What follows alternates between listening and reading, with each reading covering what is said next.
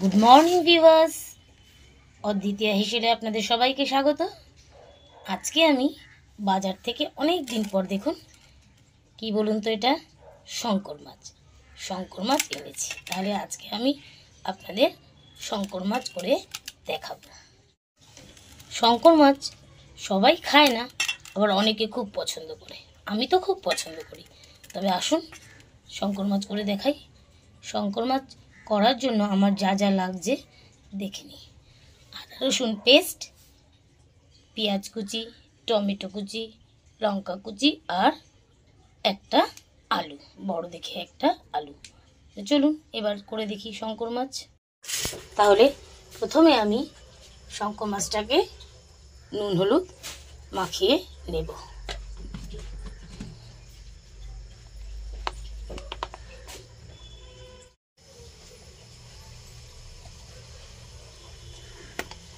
ভালো করে নুন হলুদটাকে ভালো করে মাখিয়ে দেব।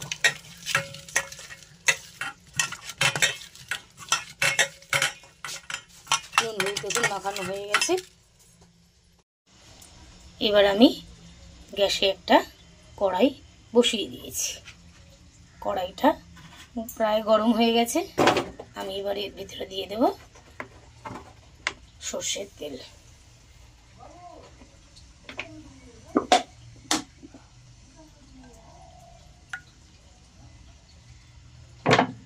তেলটা গরম হোক।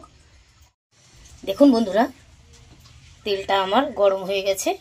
এবার আমি একে একে শঙ্কর মাছগুলোকে ছেড়ে দেব।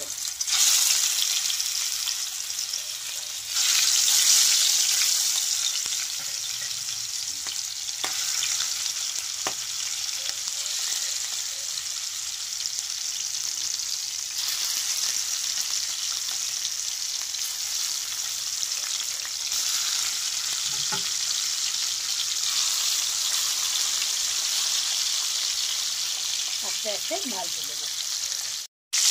দেখুন মাছটা এক পিঠ ভাজা হয়ে গেছে। আমি উল্টে দিলাম মাছগুলোকে।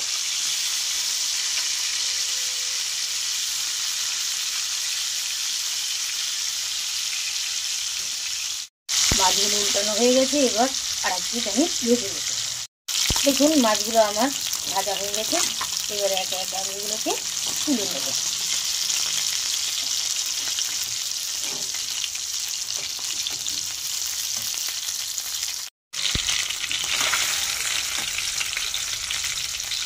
মাছগুলো একে একে আমি সব তুলে নিলাম।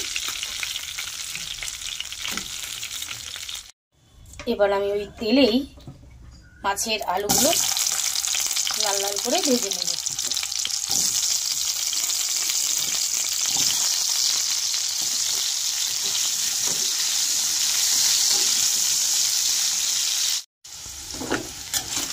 দেখুন বন্ধুরা, আলুগুলো প্রায় ভাজা ভাজা হয়ে গেছে। আমি এবার এগুলোকে তুলে নেব। এবার ওই তেলের মধ্যেই আমি একটা দারচিনি, দুটো এলাচ আর দুটো লবঙ্গ ফোড়ন দিয়ে দেব। অল্প ভাজা ভাজা হয়ে গেলে এবার আমি দিয়ে দেবো ওর ভিতরে কুচানো পেঁয়াজগুলো।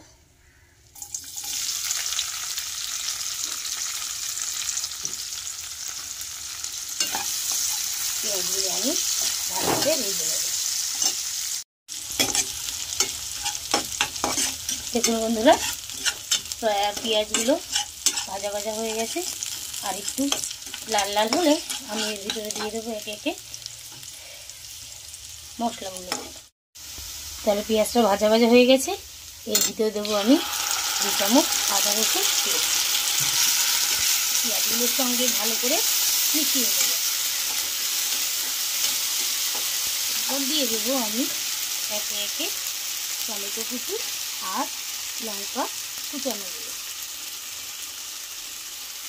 জানেন তো, শঙ্কর মাছ কিন্তু পুরো মাংসের মতন করেই করতে হয়, তাহলে খেতে ভালো লাগে না। এবার আমি দিয়ে দেব পরিমাণ মতন লবণ, পরিমাণ মতন হলুদ আর কালারের জন্য সামান্য কাশ্মীরি লঙ্কার গুঁড়ো। এগুলোকে এবার ভালো করে আমি কষাবো। দেখুন মশলাগুলো প্রায় ভাজা ভাজা হয়ে গেছে, তেলও ছাড়তে শুরু করে দিয়েছে। এবার আমি এর ভিতরে দিয়ে দেব ভাজা আলুগুলো।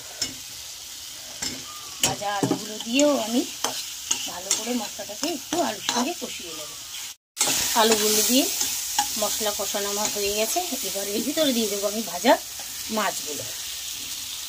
মাছগুলো দিয়ে হালকা মশলা দিয়ে একটু নাড়াচাড়া করে দিয়ে আমি দিয়ে দেব জল। জল দিলাম কারণ এটা মাংসের মতনই কষা কষা হবে। এবার আমি এটাকে চাপা দিয়ে দেব। দেখুন বন্ধুরা, আমার শঙ্কর মাছের ঝোল প্রায় হয়ে গেছে। খুব ঝোলও হয়নি, আবার একদম ইয়েও হয়নি, মাখা মাখা হয়েছে। এর মধ্যে আমি দিয়ে দেবো ধনে পাতা কুচানো।